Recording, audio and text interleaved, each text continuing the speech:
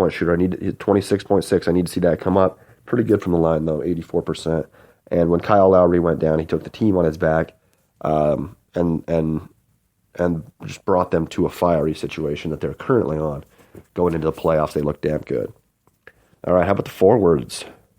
All right, the first one to go. This person, I do know this. This is the one thing that I know changed from my, other than Boogie, from my All-Star break, All-NBA teams. This person was on my team 1.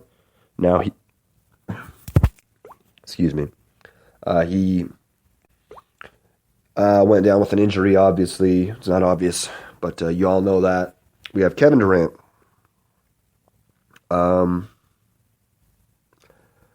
Possible MVP candidate going, before he got injured. All across the board, playing very, very well. 25 a game, 8 rebounds a game, almost 5 assists a game, a steal, 1.5 blocks a game.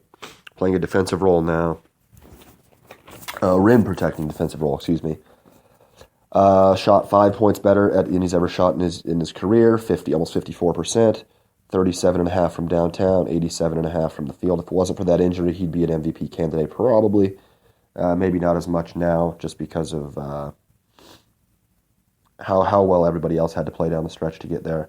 But Kevin Durant is definitely going to be on my Team 3 All-NBA.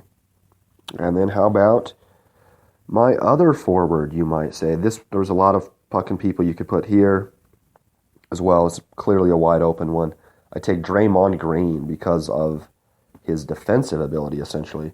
But he averages 10.2 points, 7.9 boards, 7 assists, 2 steals, 1.4 blocks. Not a fantastic shooter, but he definitely has clutch moments. Intensity that doesn't show up in numbers. One of the better two-way players in the league. And if he had to, if he played for a different team, he could average 20 a game. That's just not what he does. So I'm taking Draymond Green at my number 4. And then my center, who's it going to be? It's going to be Anthony motherfucking Davis. He plays forward and center. Obviously not as much center after they got Bugs. But I'm telling you, this is my third pick right here. 6'11", 253, just 24 years old. He averaged 28 on the dot a game. 11.8 rebounds, 2.1 assists, 1.2 steal, 2.2 blocks. Great defensive player. He's in there on all that shit. Shot over 50%, 30% from downtown. Not bad for a center. Could get that up. An 80% free throw shooter. Not bad for a center either. My third team All-NBA, we're taking Anthony motherfucking Davis, the Brow, over his teammate Boogie Cousins, and maybe other players. Maybe Marc Gasol. I saw somebody voted Marc Gasol. Anybody like that. All right, I guess it's time for the awards ceremonies. So let's do it. Let's get into it. Who is my most improved player of the year? We're starting at the back and going up. I already said it earlier in the podcast. It's Giannis Antetokounmpo. Didn't even make the All-Star team last year. Started on the All-Star team this year. Obviously, led his team in all those statistics. Top 20 in all those statistics. Led his team to a number 6 seed, virtually alone, it felt like, even though there were other players that stepped up also, but he felt virtually fucking alone there. Most improved player and possible MVP candidate next season, Giannis Antetokounmpo. All right, my 6th man. This one was tough. This one could have went to a lot of different players, actually. And I think earlier in the season I had Lou Will. I can't remember if that was who I picked, but he was the best player on the Lakers team. He ended up getting traded to the Rockets and became like a 7th man. So I kind of had to drop him down. I put Eric Gordon above him, who's the 6th man now on the Rockets. But though they kind of cancel each other out a little bit, and as well as Andre Iguodala played during the absence of Kevin Durant, I have Andre Iguodala as my 6th man of the year. 12 points a game, 60% shooting for the last 6 weeks of the year with Kevin Durant out. Great defense, great passing, and can finish at the rim. He's a good player there.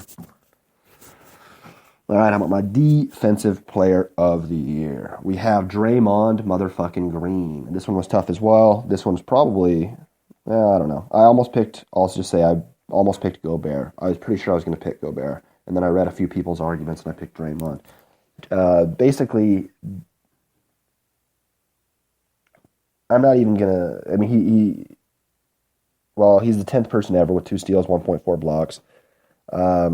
He played extremely well once Kevin Durant went out. 43.8% his opponents shoot at the rim. It's only, I think that's third. Gobert's won first at 43%.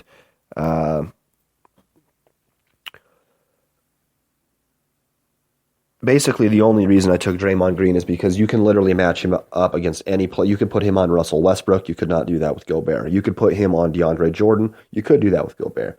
But you could put him on. You could match up, Gobert on maybe like a wing player, like a bigger or wing player. But you couldn't match him up against a Harden, which you could with Draymond Green. To me, Draymond Green is my defensive player of the year. All right, how about Coach of the Year, if this is not a sign of things to come? Mike D'Antoni of the Houston Rockets. 11 wins over last year, 16 wins over projection. It's basically all because he moved Harden to point guard to become the new Steve Nash, basically. A better, more improved Steve Nash. When the Suns were in their heyday, I believe Steve Nash averaged 18 points a game, 11 assists a game. This year, James Harden averaged 29 and change and 11 and change a game. Took what Steve Nash did to the very next level and has this team poised to be a true championship contender, honestly. He spreads the bench out with bigs and three-point shooters. I love that. Popovich would be my number 2. I mean, that's probably pretty common. 61 wins this season. Really only one superstar type player there. I mean, that's tremendous, tremendously fantastic. But I'll take Mike D'Antoni for my Coach of the Year. And how about Rookie of the Year? I will take Michael Brogdon for the Milwaukee Bucks. Good point guard, developed better later in the year, ended up taking Matthew Dellavedova's job. I think that was probably good. He runs he works well with Giannis, who's obviously the star of the team, so that's going to be necessary. This was a close one. Joel Embiid was the best rookie of the season. For 31 games, he was better than any rookie I'd ever seen.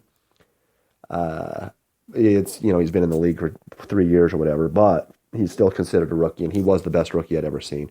Dario Saric, probably better as well, but it didn't matter as much. His team didn't really win the games. Whereas Michael Brogdon had a serious impact both offensively and defensively and helped his team win games. So I take Brogdon as my Rookie of the Year.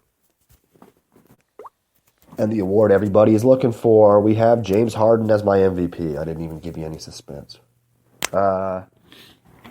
Like I just said, 11 wins over last season. They trade Dwight Howard. They win 11 more games. They have 16 more wins than projected. 11.2 assists, 29.1 per game. Only player in NBA history to record 2,000 points, 900 assists, and 600 rebounds in a season. Not even the great Russell Westbrook ever did that. 55 wins, 8 more wins than Russell Westbrook's team, on somebody that I would actually consider to be a slightly worse, more scorer, sure. But I don't think that you would pick any Rockets player over like Steven Adams or Victor Oladipo. Defensively, they're not even close. The Thunder are a damn good team. So that's something I would think about. Number 3 in the West, number 3 overall. 4 games better than LeBron's Cavaliers. Just great overall season from James Harden. The percentage statistics, I think, that would agree with Harden over Westbrook. Higher shooting percentages and whatnot. Let's actually take a... not really. 44%, 34 from downtown, 84. So basically the same. But, I don't know. Still better. Trust me. All right, well, that's going to leave us with... We're down to one thing. Playoff matchups, huh? It's 10:50 a.m. They start in 2 hours and 10 minutes. Let's start with the... fuck it. Let's just go in order here. In the West, we have the number 1 versus number 8, Golden State versus Portland Trail Blazers. Nurkic supposedly coming back. Golden State, I think, favored by like 14.5. Listen to the show from yesterday if you want to. I'm not going to get into that right now.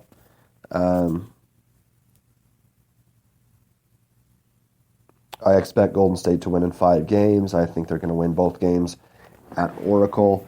They just have too many stars, dude. There's nobody you're going to fucking stop from scoring, and obviously defensively they're good. If Nurkic can come back and be basically the best Nurkic, they could win 2 games. If not, they could get swept or they could win 1.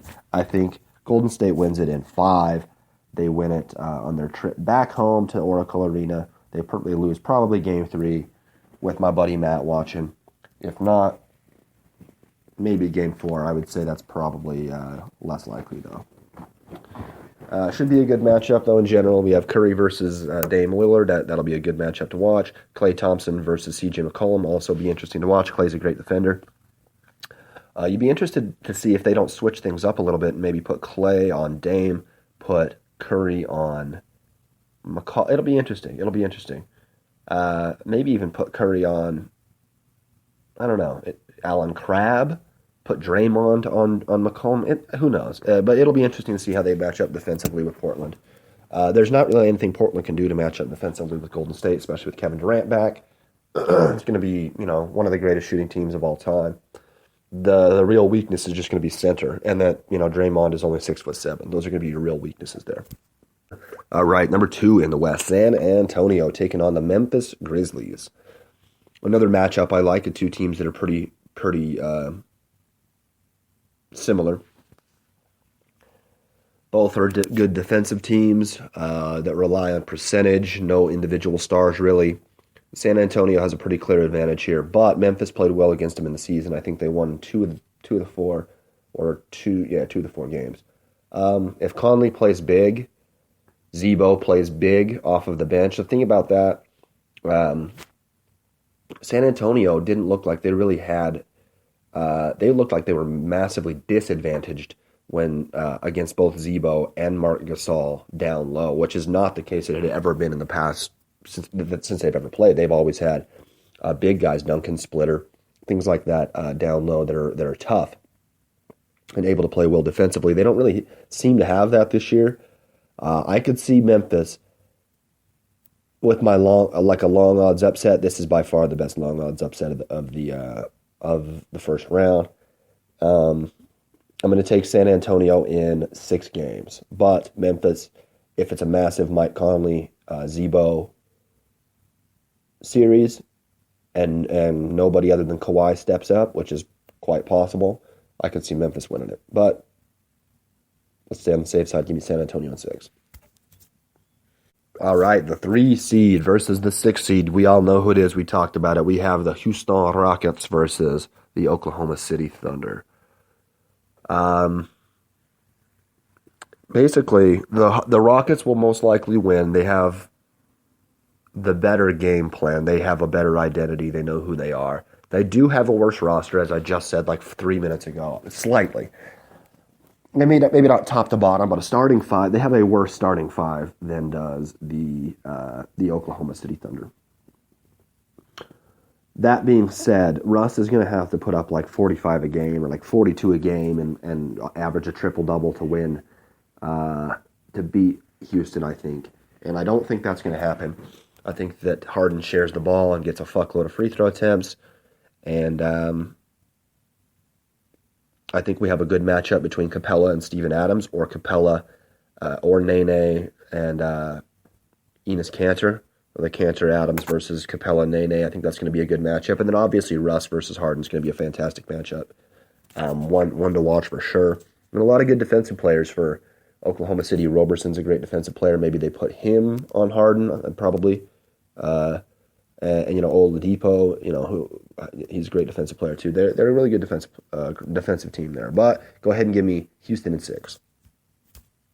All right. And rounding out the Western Conference, we have the number 4 seed Los Angeles Clippers versus the number 5 seed Utah Jazz. We already talked about it.